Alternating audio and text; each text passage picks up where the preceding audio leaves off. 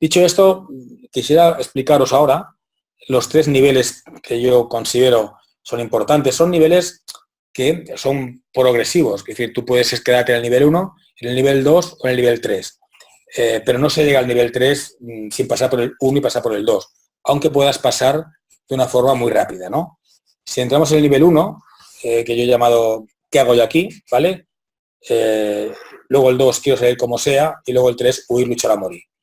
El que hago yo aquí, ya os lo he dicho antes, un poco, bueno, es un poco esa tensión, ya te has pasado un poco de la ansiedad positiva a la negativa, sueles estar con goja, pero aún hay dominio mental, yo me siento bien, me siento mal, perdón, y quizás no sé qué me pasa, pero no me siento cómodo, me estoy como tenso, como no sé, hay algo ahí que no acabo de estar cómodo, ¿vale? Veríamos al buzo, o estaríamos, si nos ocurriera a nosotros, mirando mucho el manómetro, bueno, es una sensación de inconfortabilidad general, ¿no? Pero sin saber a veces qué es lo que nos está pasando. Es una sensación todavía reversible, ¿no? Y aquí quizás el mayor miedo es a descontrol. En este caso, bueno, yo digo dar la llave de salida al buzo cuando tú eso lo percibes en alguien. En nosotros mismos, si esto nos ocurre, yo creo que tenemos que tener claro que la llave de salida la tenemos nosotros, ¿no? Y que en buceo, cualquier tipo de buceo, tú puedes tener que salir cuando quieras, ¿no? Nunca tienes que sentirte obligado o coaccionado a mantenerte en una situación de inmersión si no estás confortable. Yo entiendo que en buceo profesional tenéis otros protocolos y otras historias que probablemente previenen esto, ¿no? Pero muchas veces en buceo técnico, en buceo recreativo, ese tipo de circunstancias no se tienen en consideración y se pasan un poco por alto, y es lo que luego deriva en problemáticas más graves, ¿no? En cualquier caso, lo importante en este sentido, si nos ocupamos de alguien que esté en esta situación, ¿no? Pues podría ser, por ejemplo, yo sé que seguramente están escuchando formadores, ¿no? Y gente que al final pues tiene una experiencia y tiene que ocuparse de personas más noveles que empiezan, ¿no? Pues siempre transmitir control, ¿no? Y hacerles sentir a la persona que somos conscientes de la situación, y que en caso de que de que él no esté cómodo y que vea y que el tema no remita, pues bueno, pues saldremos y de una manera ordenada, tranquila, oye, y analizaremos lo que ha ocurrido y ya veremos cómo lo solucionamos. El siguiente nivel sería el quiero salir como sea. Aquí ya la ansiedad es muy evidente y hay más manifestaciones somáticas, vuelcos de corazón, sensación de catástrofe inminente, palpitaciones. Yo noto mis palpitaciones, me noto muy mal, y al final tú ya no estás atento a la inmersión o al trabajo que estés desarrollando, tú estás fijado en tengo que salir. Pero aún puede haber contacto y su vida pactada y ordenada, ¿no? En este sentido, aún la persona puedes hablar con él, ¿no? Puedes comunicarte con él con los signos que todos conocemos, ¿vale? Y salir de una manera ordenada, tranquila y sin riesgo. Pero ojo, porque estamos ya al borde del pánico, con lo cual tenemos que evitar movimientos bruscos, situaciones en las que el buzo puede interpretar que queremos impedir que suba o que no, y sobre todo transmitir mucha tranquilidad, mucho control y organizar el ascenso. Porque esta situación, así como la primera, bueno, la persona puede tranquilizarse, pues que esa persona podría ser, pues no sé, el primer día que va a un trabajo más complejo o algo que no ha hecho o lo que sea, ¿no? O en un momento que está pasando un mal momento, pero es reversible. Al final la persona puede tranquilizarse y seguir con su labor. Cuando ya la persona está en este estadio de 2, ya tienes que salir. O sales de una manera ordenada o él saldrá de una manera desordenada, ¿vale?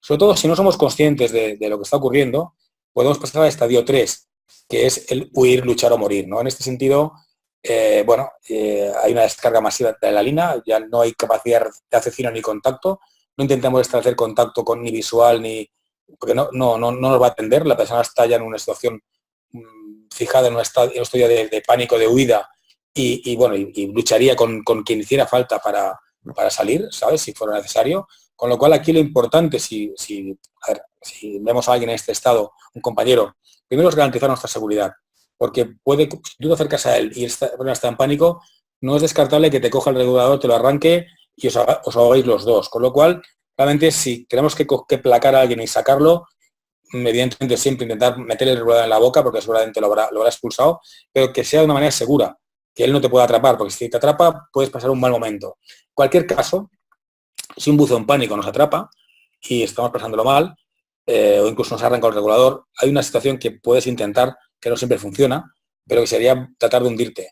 Si tratas de hundirte y el buzo ve que estás yéndote para abajo, como él luego quiere salir, podría ser que te soltara. Pero en cualquier caso, lo importante aquí es la prevención. Y aunque sea muy crudo decirlo, Si realmente no vemos posibilidad de placarlo de manera segura, es mejor que haya un accidentado que dos, ¿vale? Vamos a ver un poco, vale, de acuerdo, lo que hablábamos, pero la ansiedad y el pánico al final son emociones, son reacciones adaptadas a las circunstancias. Necesitamos poder sentir ansiedad, necesitamos poder sentir pánico, porque podemos encontrarnos en una situación, bueno, como la de los atentados o atentado, o una situación, ahora no hay muchas cosas de este tipo, pero bueno, oye no sé, o estamos en hay un animal que nos quiere atacar, o bueno, pues necesitamos tener esta posibilidad de concentrar toda nuestra fortaleza en escapar. Esto es una reacción normal.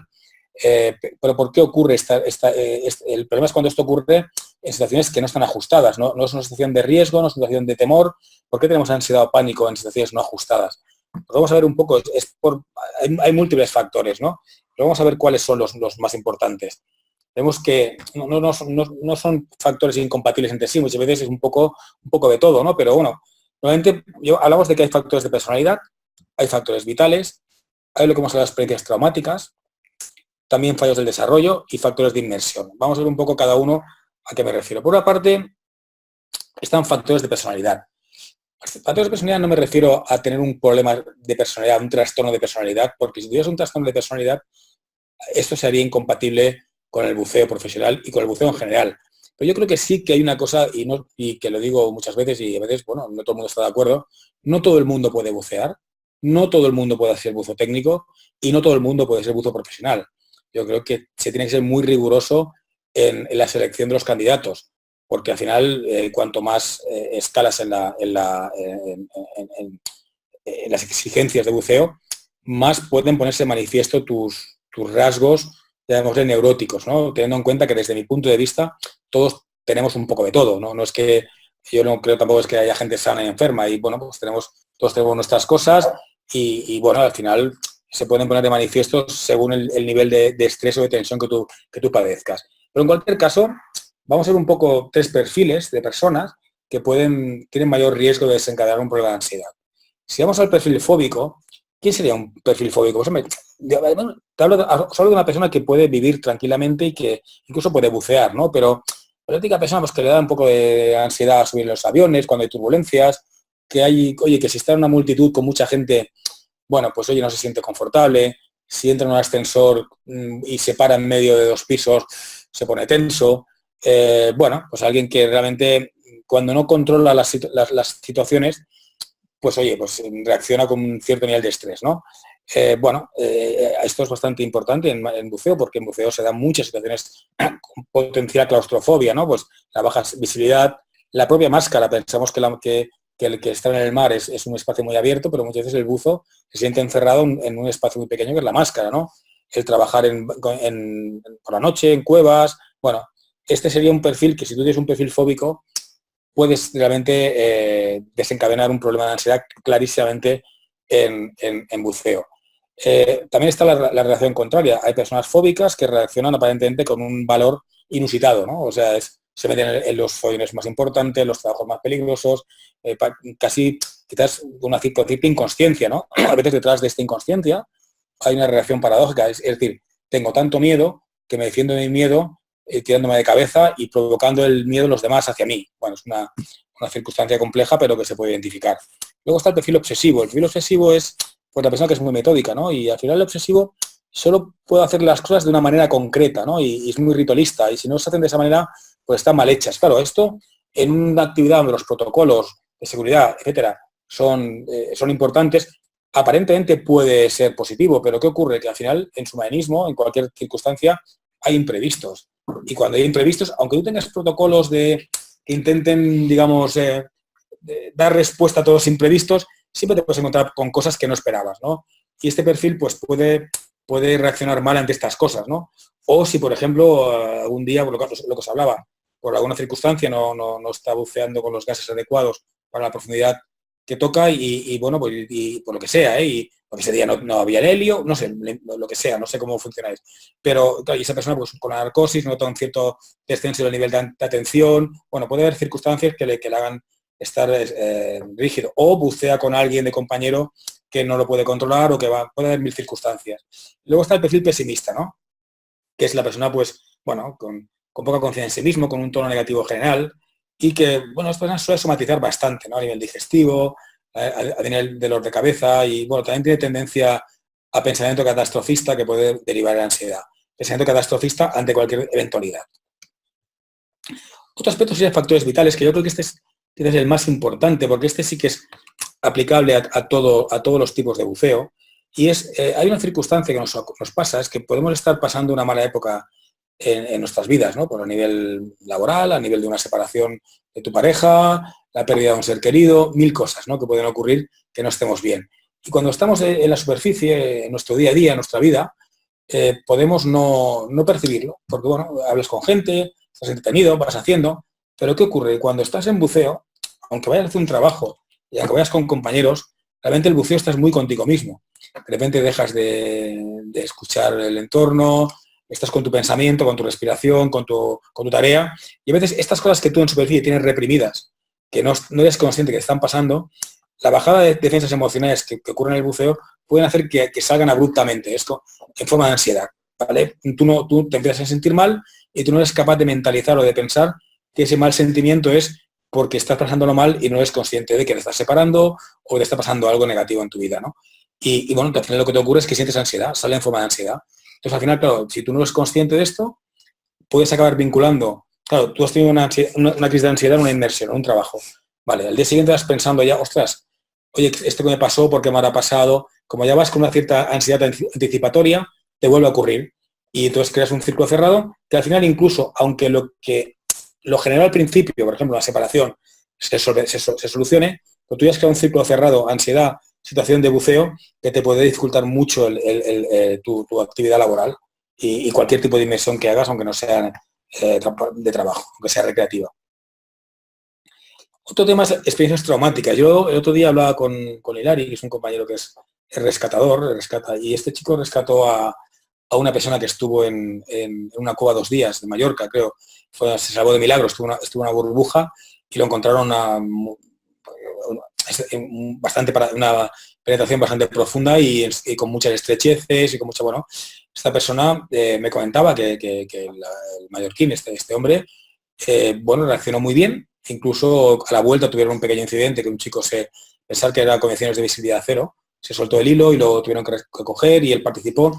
Y le decía que bueno, que es posible que realmente él esté bien, pero el trauma que ha vivido, él ha estado 2 días pensando que podía morirse. Eso queda, ¿no? Y eso tiene que trabajarlo, elaborarlo, aunque aparentemente no le haya afectado, ¿no? Con eso me refiero que si tenéis una situación buceando traumática, del tipo que sea, ¿no? Pues un incidente, un accidente, algo que veáis, aunque aparentemente tu fortaleza mental te ayude a superarlo, pues yo creo que es importantísimo el poder hablarlo y el poder entender cómo realmente has sentido, ¿no? Yo ahora tengo previsto, ¿no?, trabajar con personas de las fuerzas de seguridad sobre ese tema, ¿no?, sobre gente que rescatan a veces cadáveres, a veces rescatan gente viva, pero bueno, cuando ellos entran ya suelen entrar por problemas serios, ¿no? Bueno, pues cuando uno encuentra un cadáver o encuentra, bueno, pues puede ser tu rutina, puede ser tu trabajo, pero a veces hay cosas que te tocan y vale la pena hablarlas, porque a lo mejor aparentemente no tiene ninguna importancia y al cabo de 6 meses un incidente sin importancia te saca todo eso que tienes dentro y no has elaborado bien. Otro aspecto sería fallos del desarrollo. La formación es fundamental, ¿no? Y realmente es fundamental en cualquier tipo de actividad, pero más en este, ¿no? O sea, tenemos que ser hiper exigentes con los elementos formativos, ¿no? Yo entiendo que al ser buceo profesional las exigencias son más importantes y se es muy riguroso, ¿no? Pero aún así, ¿no? Cualquier cosa que no quede bien resuelta a nivel formativo es una piedra en el zapato que en cualquier momento te puede crear un problema cuando encuentres alguna situación de trabajo subacuático o de inmersión que te pueda hacer revivir este tipo de circunstancias. Da igual, una persona puede llegar a... Pues yo, ya digo, no soy experto en buceo profesional, pero sí que sé personas que han dado el paso. Tú puedes venir del buceo recreativo o técnico, es igual. Cuando vas al buceo profesional, das un salto de nivel, son otras circunstancias y hay que ser muy riguroso con las necesidades que el buceo tiene en una actividad tan característica como la vuestra. Y también está el factor, por último, serían los factores de inmersión. Hay un factor básico y esencial y es el superar los límites. O sea, el buceo siempre, el cerebro es muy conservador, el cerebro necesita adaptarse a las situaciones. Entonces, tu cerebro puede sentirse seguro en una situación concreta, pero no en otra que le supere, no sé, hablando en términos fáciles, ¿no?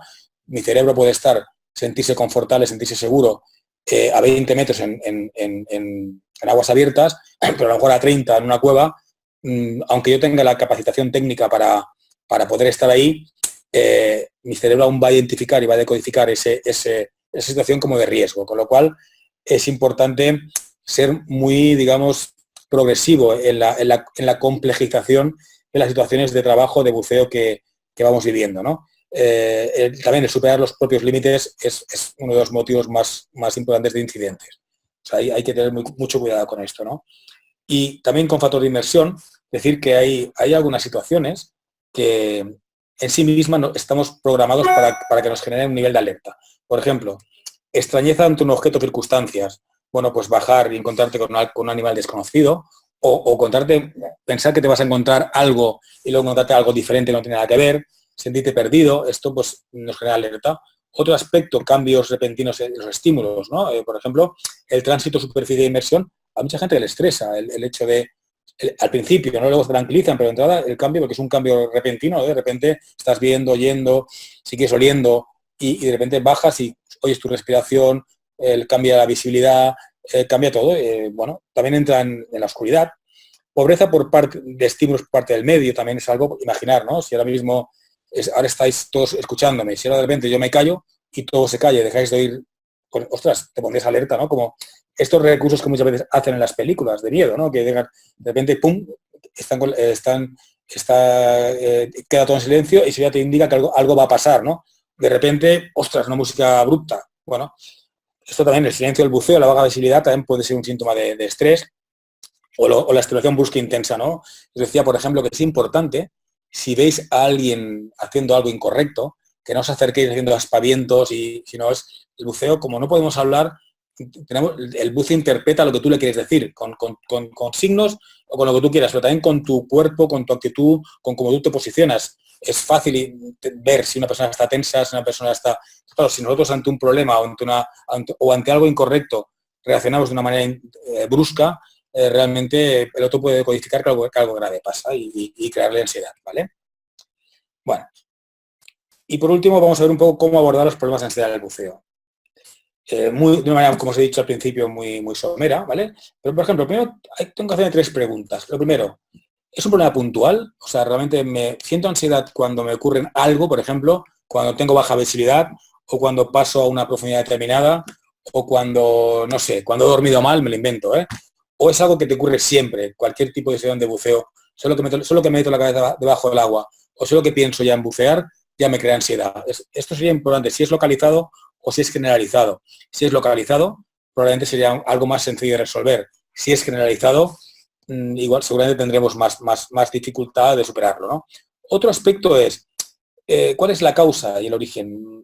Analizar como un desencadenante que vino de repente o lo puedo vincular a algo. Bueno, ver un poco factores de base y sus desencadenantes, ¿no? Y luego otro aspecto es si es un problema de buceo, ¿vale? Imagínate, yo tenía un problema en el buceo y a partir de crear una situación de ansiedad o, bueno, o a lo mejor identifico que es que me falta formación para lo que estoy haciendo o tal, o es un problema personal que se expresa en el buceo. Porque al final, si es un problema de buceo, es posible que con un reentrenamiento pueda solventarlo. Si es un problema personal mío que se expresa en el buceo, aparte del reentrenamiento, seguramente necesitaré pues ayuda profesional, ¿no?